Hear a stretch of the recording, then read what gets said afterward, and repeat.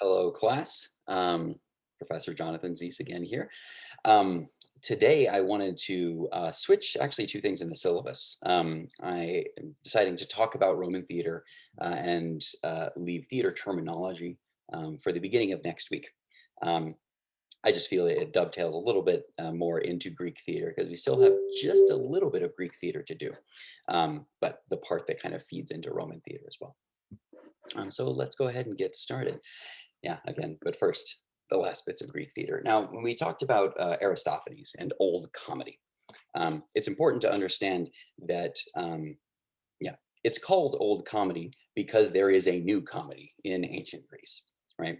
And Aristophanes exemplified old comedy. There was political satire. It ridiculed specific people, specific institutions. It was grotesque and farcical. Supernatural, right? There was miracles, gods. It took place in Cloud Cuckoo Land, right? And had like sexual, scatological innuendo. Um, Whereas New Comedy, which came about after the Peloponnesian War, which was a war between Athens and her allies and Sparta and hers, it was, if not literally a civil war, it was very psychologically almost like that. And after you have that kind of collective trauma dealing with war and political violence, it's not really the population doesn't really want to see more of that on stage, right? They want to see an escape on stage, and so then new comedy came about. Menander was the best well known. Now, this was a comedy of manners or situations, and instead of satire. And when we talk about new comedy, it's going to begin a strain of comedy in the Western world that today you could see in things like sitcoms on TV, right? Um, the comedy, it comes from normal people in situations, and the different personalities bounce off each other, and there's misunderstandings and love rivalries and all this kind of thing. Now, they use stock characters. Now, what is a stock character? A stock character you can think of as a type of character that is in a lot of different kinds of plays, right? Just as a stock car, right? It is the car that you like get from the lot with no customizations, but it's useful just as it is right off of the assembly line. So is a stock character, right? It is useful right off of the assembly line, right? Uh, Different examples of these stock characters, today in a sitcom might be, the precocious child, right? The overbearing boss, the goofy neighbor, right? These sorts of things are stock characters. And again, the settings were everyday life, and, among regular people. However, this new comedy did not comment on the society necessarily. It did comment on human nature, right? But not as a way to change it, but as a way to explain other things. The chorus was less important, right? Because if a chorus represents society, if you're no longer really talking about the social structure as a whole, then you don't need the chorus as much. And it relied on things like coincidence. And this will lead directly to Roman comedy. So when we think of the Roman Empire, right, and Rome, ancient Rome, we might think of something like this, right, where Rome spread all the way from into Scotland with the Hadrian's Wall down into Egypt, over into Albania, the entire perimeter of the Mediterranean. And yes, that was Rome, the Roman Empire at its greatest extent. But what we're talking about is when the Roman Empire looked a little bit more like this, right? And of course, when you say Roman Empire, that came about and became an empire um, after it was a republic, right? And a republic, yeah, it did actually have kind of a senate, right, who did legislation and debated amongst themselves. And then it became an empire with one person kind of dictating everything. Now, as you can see, the Roman Empire, or Rome, when it started off, it was in the Italian peninsula, right? But then it pretty quickly ended up controlling Greece, right? The Greek world. Now, even in ancient Rome, Greece was thought of as a place that philosophy and art and these sorts of things came from. Um, you if you do study Roman history, things that are in the East, right, are thought of as kind of decadent, rich, artistic, and not kind of hardworking and stoic and these sorts of things that the Italians or that the Romans like. Um, and so a lot of Greek theatrical traditions were imported to Rome, like New Comedy.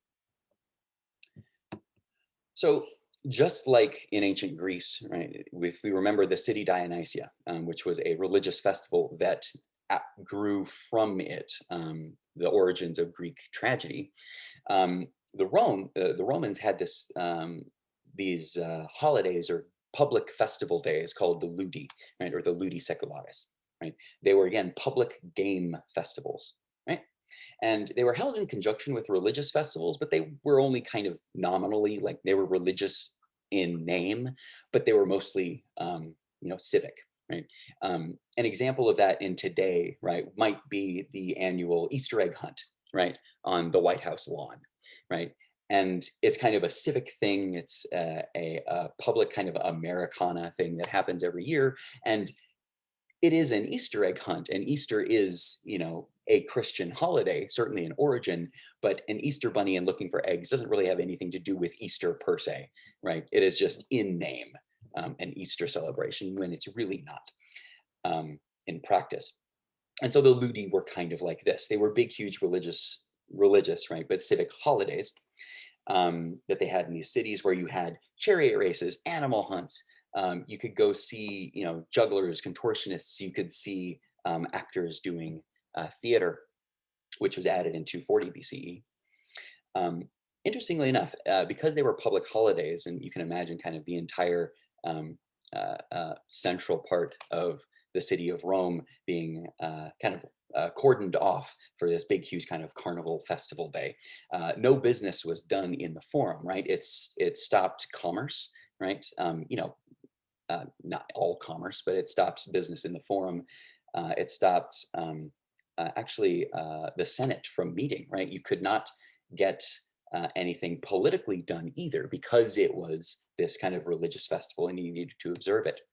Interestingly enough, the ancient Romans are known for their political machinations, among other things. And one of the things that some religious leaders did was because they could announce and declare these ludi, these public holidays that everyone kind of came to, and it was a big celebration, and the citizenry loved it, but no business could get done in the Senate. Let's say you are someone who is opposed to a piece of legislation that's going to go on in the Senate. You don't want it to be voted upon and implemented, but you have the power to declare these festival days. What you would do, and this absolutely happened, is you would declare a whole bunch of festival days to block this kind of legislation. And the people loved it because of, hey, a day off. But actors were not well respected, right? And because they even conceive of this festival as the games, right, instead of kind of philosophy, right? Actors were, just above the rung that the animal hunts, and the chariot festivals were in. So not very well respected. So if we look at a Roman theater, it looks a lot like a Greek theater, right? Because it was modeled after that. But a couple of things are a little bit different. You can see the orchestra is somewhat smaller, right? And that makes sense because the orchestra decreased in importance in Roman theater. The scena, the stage portion, does take up more space. You can see that a lot more of the action was played upon that stage, right? The proscenium is more pronounced. The paraskenon on the sides were more important as well. And so you can see the ancient Greek theater kind of turn into what we would today recognize more as a traditional Western theater. Now, this guy, Plautus, he was the world's first professional playwright, right? He did this for a living. He didn't just do it to win contests, but he did this for a living. 254 to 184 BCE, he wrote domestic middle class comedies in the mold of Greek New Comedy, right? And so when we're talking about these stock characters, regular people in everyday kind of sitcom situations, this definitely was Plautus. He used stock characters extensively, right? Like the lustful old man, a trickster slave, the lovers who are trying to get together, but situations and other people keep them from being together. Now, he had a stoic sensibility, and notice that I capitalized stoic because when we're talking about ancient Rome and ancient Greece, when you think of Stoicism, that is less a kind of temperament, but more of a philosophy, right? The philosophy of Stoicism has to do with understanding that emotions that you have, right, are temporary and not uh, and they're not useful, right? Kind of what good does it do me to get very sad at the death of my dog? What good does it do me to get angry if someone steals from me? It doesn't do me any good. All it does is it doesn't get me my money back if someone steals from me. So why would I get angry? Why even would I get very happy if something if I win a whole bunch of money in a chariot race, let's say? Why would I be happy? It doesn't actually help me to be happy, right? And so the framework, the moral framework of a lot of Plautus's plays and a lot of ancient Roman plays had this kind of stoic, things are passing, things are transient, don't get too worked up about stuff. But what that actually meant is it ended up making the plays reinforce the status quo, right? Unlike old comedy like Aristophanes, that's like, yeah, things are horrible because it's those people in charge's fault, right? Stoicism is kind of like, well, I'm feeling this way, but it's going to pass. There's no good in trying to change that because it doesn't change the bad thing that happened to me. So kind of a let things go aspect kind of it reinforces the status quo. Now, Plautus's comedies were somewhat farcical. And when we talk about farce, it's a flavor of comedy that has a lot of buffoonery and slapstick um, and these sorts of things. Um, Heightened situations and over the top comedy, right? And he was a forefather to commedia dell'arte, which is a type of theater that really was born from the Italian states, a little after Rome, um, but also used stock characters extensively. And the other Roman comedian that we think of is Terence. I mean, he doesn't look like a comedian necessarily, but he wrote comedies. He's from 185 to 159 BCE. He is the first playwright from Africa whose name that we know. He was enslaved, though, in Carthage and brought to Rome to be a slave. Although he was educated by a Greek tutor, because um, uh, one of the things he was forced to do was teach other people, to teach children. And so, of course, if you're going to teach kids, you might as well um, be taught by the Greeks, right, who knew everything at this point, so to speak. He also wrote comedies in the Menander style, right, the new comedy style, but his were a little bit more literary and a little more moralistic, a little less kind of slapstick, but a little more moralizing. He also had this kind of stoic sensibility, right? Why should I get upset about things? Because they are passing, right? And it is the human nature and the human condition. And we get to this guy, Seneca. Now, instead of comedy, Seneca wrote tragedies. Now, if you have a little bit of Roman history in your background, you might recognize the name of Seneca. Yes, it's that guy. It's the same Seneca from 4 BCE to 65 CE. He was an advisor to Emperor Nero. Nero had a lot of advisors trying to pull back from his worst impulses, but he was Nero, and so he didn't like doing that.